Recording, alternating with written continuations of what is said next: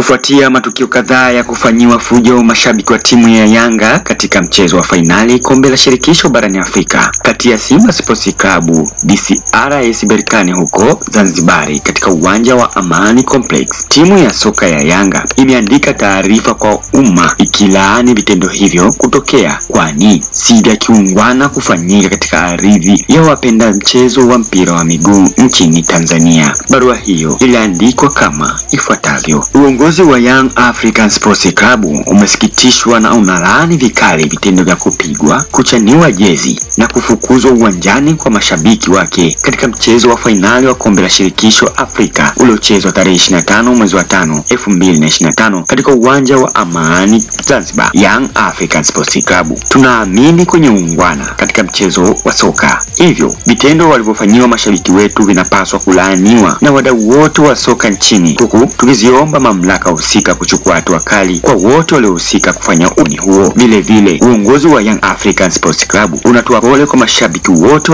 waliokumbwa kadhia hiyo na unawataka mashabiki wote wa klabu hii kuendeleza uungwana na kupinga chuki na uhasama unaotaka kujengwa na makusudi baina ya mashabiki hapa nchini. Uongozi unawaomba mashabiki wote wa Yanga kutokulipiza kisasi kwa namna yoyote ile, na badala yake waendeleze kuwakaribisha mashabiki wa timu nyingine kwenye mechi zetu ili tuendelee kufurahia mchezo wa soka, huku tukidumisha ustaarabu wetu wa kulinda amani na usalama wa watu wote wanapokuwa uwanjani. Daima mbele, nyuma mwiko. Imetolewa na ofisi ya mtendaji mkuu Young African Sports Club.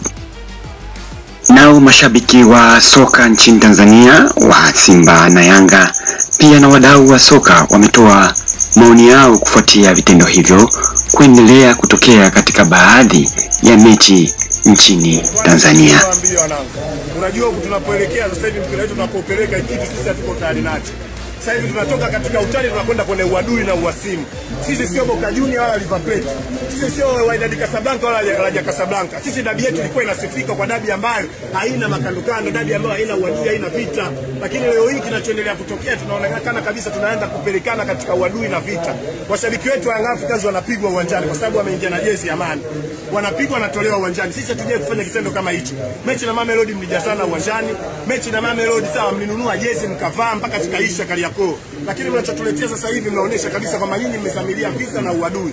Na kibaya zaidi, viongozi wenu wa juu kabisa wanawasapoti, wanaongea kauli sizo na mamlaka zinakaa kimya. Ilibidi kauli watengue ili mradi ama mashabiki wao wasifuate. Hatuna. Unajua ni sisi wenyewe ndio tumeamua kufika hapa, na bahati mbaya zaidi viongozi wa mpira wetu ndio ambao wao pia wanachochea haya mambo kufikia kwenye level hii.